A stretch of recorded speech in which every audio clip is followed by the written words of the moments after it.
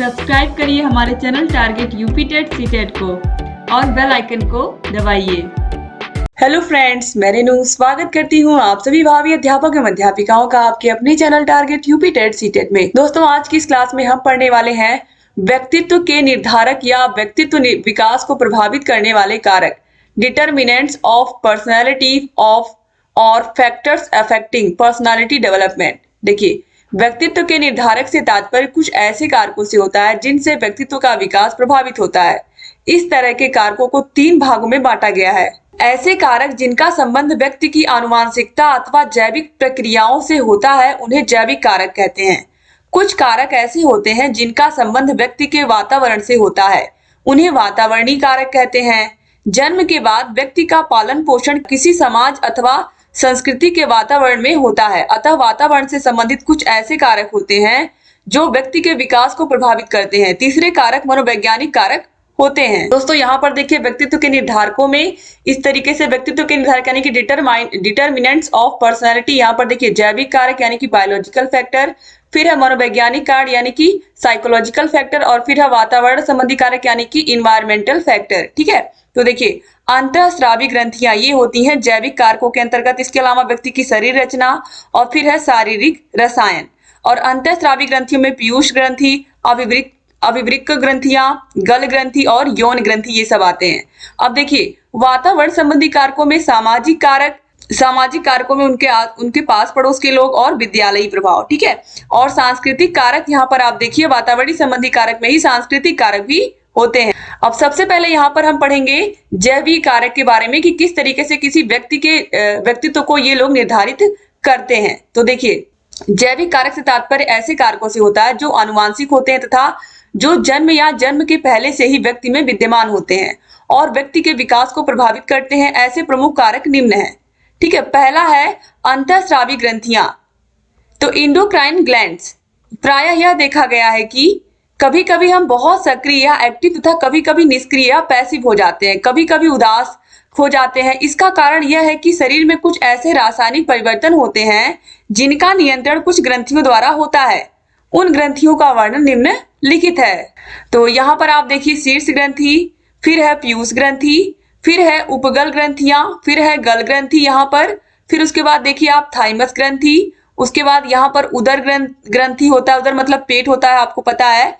फिर यहाँ पर आप देखिए यहाँ पर अभिवृक्क ग्रंथियां होती हैं, उसके बाद यहाँ पर हमारी आंत होती है, और फिर यहाँ पर देखिए डिंब ग्रंथियां होती हैं, और यहाँ पर अंडकोश। तो इस तरीके से यहाँ पर मानव शरीर में ये जब आप जो देख रहे हो ये सब ग्रंथियों की स्थिति है।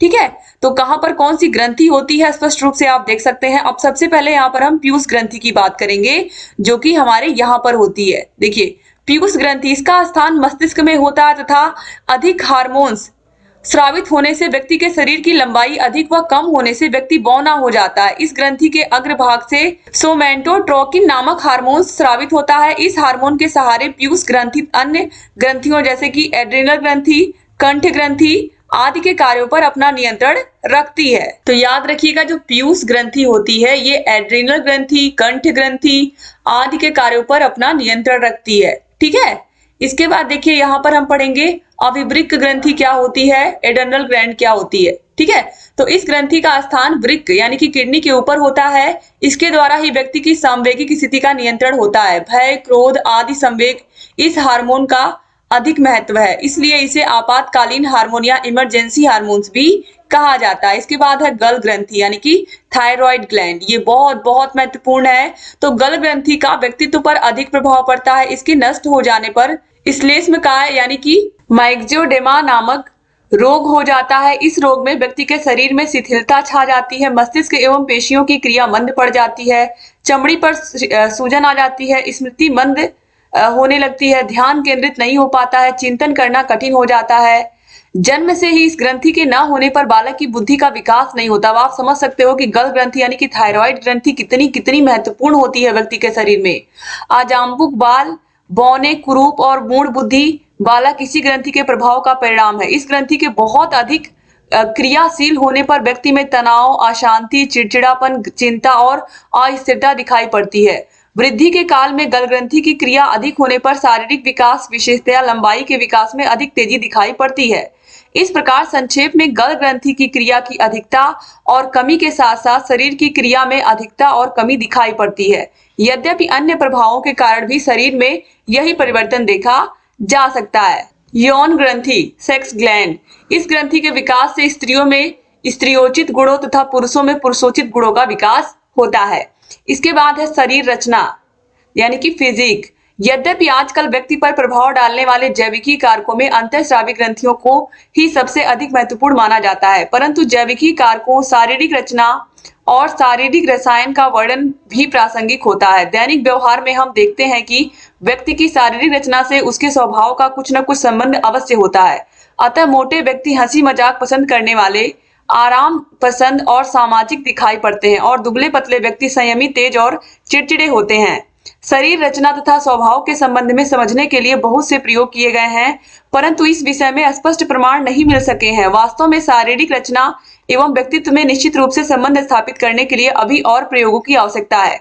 अभी तक हुए अधिकांश प्रयोग विद्यालय के विद्यार्थियों पर किए गए हैं, अतः उनके परिणामों से निश्चित निष्कर्ष निकालने के पहले प्रौढ़ एवं वयस्क व्यक्तियों पर भी प्रयोग करने की आवश्यकता है।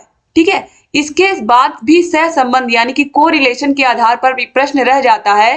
केवल सह संबंध में शरीर रचना को विशेष प्रकार के स्वभाव का कारण नहीं माना जा सकता। इस विषय में यह बात भी ध्यान में रखनी चाहिए कि शरीर रचना से व्यक्ति के प्रति औरों के व्यवहार में भी अंतर पड़ता है। यह दैनिक अनुभव की बात है कि मोटे सुसंगठित शरीर वाले और दुबले पतले व्यक्तियों के प्रति हमारे व्यवहार में उनके आकार प्रकार के अनुसार भी अंतर दिखाई पड़ता है। अभी कोई मोटा ताजा व्यक्ति आ जाए सामने तो उसको देख करके थोड़ा सा अंदर लगता है कि हाँ कोई व्यक्ति है। अगर उसी जगह पर कोई दुबला पतला व्यक्ति आ जाए तो उसको लगता है, तो लोगों के अंदर उतना उसके प्रति आकर्षण उसके व्यक्तित्व के प्रति दिखाई नहीं देता है। तो ये सारी चीजें तो निश्चित रूप से हम अपने आसपास के लोगों के अंदर तो ये चीज देखते ही हैं। हमारे व्यवहार के इस अंतर से भी उनके व्यक्तित्व में अंतर आता है। अतः व्यक्तित्व के अंतर को केवल शरीर के मोटे पतले या बलिष्ठ दुर्बल होने का कारण ही नहीं बल्कि दूसरों के प्रति व्यवहार के कारण भी माना जाना चाहिए। इसके बाद है शारीरिक रसायन, फिजिकल केमिस्ट्री। ठीक है, यहाँ पर आप देखिए, यहाँ पर ये चीज तो आपको समझ में आ ही गई है। जो यहाँ पर स्पष्ट रूप से दोस्तों शरीर रचना लिखी हुई है, इसका हमारे व्यक्तित्व पर बहुत प्रभाव पड़ता है। ठीक है, जैसे कि हमारे समाज में एक धारणा, अगर कोई व्यक्ति छोटा है तो उसको लोग नाटा बोलने लगते हैं, कोई बहुत लंबा है तो उसको लंबू बोलने लगते हैं। तो ये क्या है, ये लोगों क्या किसी भी व्यक्ति को देख करके उसके प्रति धारणा बना लेते हैं। हालांकि आपको पता है कि कद बड़ा नहीं होता व्यक्ति का, पद बड़ा होता है। उस व्यक्ति की पर्सनालिटी क्या है ये महत्वपूर्ण होता है। वो देखने में कैसा है, उसका रंग रूप कैसा है, ये कोई मायने नहीं रखता है। ये आप लोगों को मैंने कल की क्लास में बताया था। अगर किसी का रंग रूप या किसी की लंबाई चौड़ाई मायने रखती तो आज हम गांधी जी को, स्वामी विवेकानंद को और सरदार वल्लभ भाई पटेल को और भगत सिंह को याद नहीं करते। लेकिन उनकी पर्सनालिटी ऐसी थी, उनके अंदर गुण ऐसे थे कि हम आज तक उनको याद रख रहे हैं। वो हमारे लिए आइडियल है, हमारे लिए आदर्श है। ठीक है, तो शरीर रचना थोड़ी देर के लिए यानी कि आप उस व्यक्ति से 10 मिनट के लिए या 20 मिनट के लिए आप उससे प्रभावित हो सकते हो। पूरे जीवन तक उससे प्रभावित नहीं हो सकते उस व्यक्ति से केवल उसकी लंबाई चौड़ाई ऊंचाई देख करके। अब देखिए इसके बाद शारीरिक रसायन क्या है, यहाँ पर हम इसके बारे में पढ़ेंगे, फिजिकल केमिस्ट्री। ठीक है, देखिए अंतःस्रावी ग्रंथियों और शारीरिक रचना के अतिरिक्त व्यक्तित्व के जैविकी कारकों में शारीरिक रसायन यानी कि बॉडी केमिस्ट्री का उल्लेख भी आवश्यक है। प्राचीन काल से मनुष्य के स्वभाव का कारण उसके शरीर के रासायनिक तत्वों को माना गया है। उस प्रकार आदतन आशावादी व्यक्ति में रक्त की अधिकता, चिड़चिड़े व्यक्ति में पित्त की अधिकता, शांत व्यक्ति में कफ की अधिकता हो जाती है। परेशान व्यक्ति की परेशानी का कारण शरीर में स्नायु या तंत्रिका द्रव्य की अधिकता मानी जाती है। इस सामान्य शारीरिक शास्त्रीय सिद्धांत मनोविज्ञान में नहीं माना जाता, परंतु फिर भी शरीर के रासायनिक तत्वों के व्यक्तित्व से संबंध की संभावना से कोई भी गंभीर मनोवैज्ञानिक इनकार नहीं कर सकता है। शरीर के ये रासायनिक तत्व दो प्रकार के होते हैं, कुछ बाहर से शरीर में पहुंचते हैं और कुछ शरीर में ही बनते हैं। रक्त प्रवाह में बाहर से अंदर से डाले हुए ये रासायनिक तत्व 15 सेकंड के अंदर पूरे शरीर में पहुंच जाते हैं। दवाओं के रक्त में पहुंचने से व्यक्तित्व पर स्पष्ट प्रभाव दिखाई पड़ता है। तंबाकू, चरस, भांग, गांजा आदि सेवन करने वाले व्यक्तियों के व्यक्तित्व पर इनका प्रभाव भी दिखाई पड़ता है। मनोवैज्ञानिक कारण, फिजिकल फैक्टर, व्यक्तित्व को प्रभावित करने वाले अब मनोवैज्ञानिक कारकों के बारे में यहाँ पर हम पढ़ रहे हैं। ये भी उतना ही इंपॉर्टेंट है जितना शारीरिक कारक आपने भी पढ़ा है। तो व्यक्तित्व को प्रभावित करने वाले कारकों में मनोवैज्ञानिक कारक महत्वपूर्ण भूमिका निभाते हैं। इन कारकों में मुख्य मनोवैज्ञानिक कारक हैं रुचियां, अभिवृत्तियां, अभिप्रेरणा, बौद्धिक क्षमताएं आदि। इसके अतिरिक्त कुछ अन्य मनोवैज्ञानिक कारक भी हैं, जैसे आत्म अनुभूति, आत्म स्वीकृति, आत्मबोध आदि। कुछ उल्लेखनीय मनोवैज्ञानिक कारकों का वर्णन किया जा रहा है। पहला है बुद्धि और मानसिक विकास, इंटेलिजेंस एंड मेंटल डेवलपमेंट। बालक की बुद्धि और मानसिक विकास का उसके व्यक्तित्व के निर्धारण में महत्वपूर्ण हाथ रहता है। वह कैसा व्यवहार करता है यह उसकी बुद्धि और मानसिक क्षमताओं पर बहुत अधिक निर्भर करता है। सीखने की प्रक्रिया और उनमें सफलता, ज्ञान अर्जन, निर्णय लेने की क्षमता, समस्याओं को सुलझाना, विषम परिस्थितियों में तालमेल बैठाना उसके बौद्धिक विकास पर निर्भर करता है। एक तरह से व्यक्ति का संपूर्ण व्यवहार उसकी बुद्धि पर ही आधारित होता है। तो किसी भी व्यक्ति का जो व्यक्तित्व होता है उसकी बुद्धि और उसके मानसिक विकास पर काफी हद तक निर्भर करता है दोस्तों, क्योंकि किसी भी व्यक्ति का व्यक्तित्व उसके निर्णय लेने की क्षमता, समस्याओं को सुलझाने की क्षमता, विषम परिस्थितियों में तालमेल बैठाने की क्षमता, ये सब चीजें होनी चाहिए उस व्यक्ति के अंदर, तभी उसका व्यक्तित्व अच्छा कहलाएगा। ठीक है, तो इसीलिए यहाँ पर बुद्धि और मानसिक विकास को एक महत्वपूर्ण स्थान दिया गया है। इसके बाद देखिए रुचियां और दृष्टिकोण।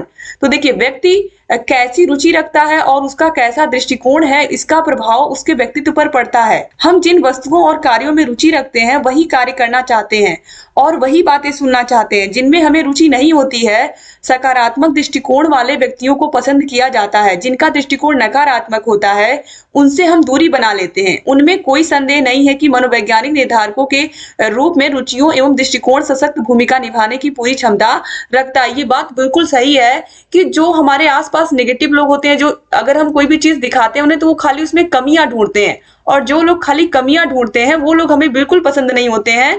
ठीक है, जैसे अगर हमने कोई काम किया तो उसमें कुछ अच्छाई हो सकती है, कुछ बुराई। किसी भी व्यक्ति में वो बिल्कुल परफेक्ट होना तो आज के टाइम में इतना आसान नहीं है कि आप बिल्कुल परफेक्ट हो, आपके अंदर कोई कमी है ही नहीं। ठीक है, लेकिन उन कमियों को, जो कमियां हैं हमारे अंदर, उसको हम सुधारते रहे, कोशिश कर सकते हैं कि परफेक्ट व्यक्ति बने। इसी प्रकार से कुछ लोग होते हैं जो जिन्हें बस केवल निगेटिविटी ही दिखाई देती है, किसी भी चीज में पॉजिटिविटी उनको दिखती नहीं, उनको पॉजिटिव चीज दिखती ही नहीं है, हर चीज में केवल निगेटिविटी ही दिखती है। तो ऐसे लोग भी हमारे आसपास होते हैं और ऐसे लोगों से हमें बच करके रहना चाहिए। इसके बाद देखिए उपलब्धि, अभिप्रेरणा एवं महत्वाकांक्षा का स्तर, achievement, motivation and level of aspiration. जिस व्यक्ति की कोई महत्वाकांक्षा नहीं होती है वह कुछ पाने का प्रयत्न नहीं करता है। ऐसा व्यक्ति भाग्य के भरोसे रहता है और कर्म पर विश्वास नहीं करता है। उसी तरह जो अधिक महत्वाकांक्षा रखते हैं वह संघर्षशील होते हैं, वह कर्म पर भरोसा करते हैं, वे व्यक्ति सक्रिय होते हैं और आत्मविश्वास से पूर्ण व्यक्तित्व वाले होते हैं। इस तरह जिस प्रकार की उपलब्धि, अभिप्रेरणा और महत्वाकांक्षा का स्तर उस व्यक्ति का होगा, उसी रूप में उसका व्यवहार और व्यक्तित्व भी ढल जाएगा। यानी कि ऐसे व्यक्ति जो अपने कार्य के प्रति दृढ़ निश्चयी होते हैं, जो काम ठान लेते हैं उसको पूरा करके रहते हैं और अपने जीवन में संघर्षशील होते हैं, किसी भी समस्या के आने पर वो डरते नहीं है, वो आगे चलकर उसका मुकाबला करते हैं और अपने कर्म पर भरोसा रखते हैं कि उन्हें यकीन होता है अगर हम अच्छा काम कर रहे हैं तो हमें उसमें सफलता जरूर मिलेगी। तो ऐसी स्थिति में ऐसे लोग ही इतिहास लिखते हैं। और ये चीज आप लोगों को पता है, जिन्होंने, जैसे कि हमारे देश में सभी जितने भी हमारे आदर्श हैं, आज जितने भी हमारे देशभक्त हैं, सभी ने एक प्रण लिया था कि हमें देश को आजाद कराना है, और 15 अगस्त 1947 को उन्होंने हमारे देश को अंग्रेजों से आजाद करवा लिया। ठीक है, तो हमने एक नहीं कई सारे आंदोलन किए, कई सारी लड़ाइयां लड़ी, तब जाकर के हमें हमारे देश को आजादी मिली। तो इस तरीके से कहीं ना कहीं जो उपलब्धि है वो इतनी आसानी से नहीं मिलती है। दृढ़ निश्चय, संघर्ष, ये तो इसके रास्ते में आते ही हैं। अब देखिए इसके बाद है संवेगात्मक एवं स्वभावगत विशेषताएं। तो व्यक्ति में संवेगात्मक विशेषताएं उसके व्यवहार एवं व्यक्तित्व को रूप देती हैं। व्यक्ति में जिस प्रकार की सकारात्मक एवं नकारात्मक संवेगों की अधिकता होती है, व्यक्ति विचारों और वस्तुओं के प्रति वैसा ही दृष्टिकोण बनाएगा। शांत प्रकृति वाला व्यक्ति सबके हित में सोचेगा, वही नकारात्मक दृष्टिकोण वाले व्यक्ति में हमेशा असंतोष ही दिखाई पड़ेगा। ठीक है, तो इस तरीके से दोस्तों यहाँ पर बताया जा रहा है कि व्यक्ति में जिस प्रकार के सकारात्मक एवं नकारात्मक संवेगों की अधिकता होती है, व्यक्ति उसी प्रकार के विचारों और वस्तुओं के प्रति लगाव या दृष्टिकोण बना लेता है। ठीक है, शांत प्रकृति वाला जो व्यक्ति होगा वो सभी के बारे में सोचेगा। जो शांत प्रकृति का व्यक्ति होगा वो कभी भी लड़ना झगड़ना या दूसरों को परेशान करना, इन सब चीजों के बारे में सोचेगा ही नहीं। लेकिन जो नकारात्मक दृष्टिकोण का होगा वो दूसरों को परेशान करने के बारे में ही हमेशा सोचेगा। उसकी सोच ही हमेशा ऐसी होगी कि कब किसको कैसे हम परेशान कर सकते हैं। ठीक है, तो देखिए इसके बाद वातावरणीय संबंधी कारकों के बारे में, इन्वायरमेंटल फैक्टर्स के बारे में भी हम लोग जान लेते हैं। तो देखिए इसके अंतर्गत निम्नलिखित 2 कारकों को सम्मिलित किया गया है। पहला है सामाजिक कारक, सोशल फैक्टर। प्रत्येक व्यक्ति एक समाज में रहता है तथा समाज में रहकर ही सामाजिक संबंधों का विकास करता है। उसके व्यक्तित्व के विकास पर सामाजिक परिस्थितियों, सामाजिक समूहों, सामाजिक संस्थानों, परिवार, पास पड़ोस, समाज में ही रहकर वह वातावरण के विभिन्न उद्दीपकों के सापेक्ष अनुक्रिया करता है।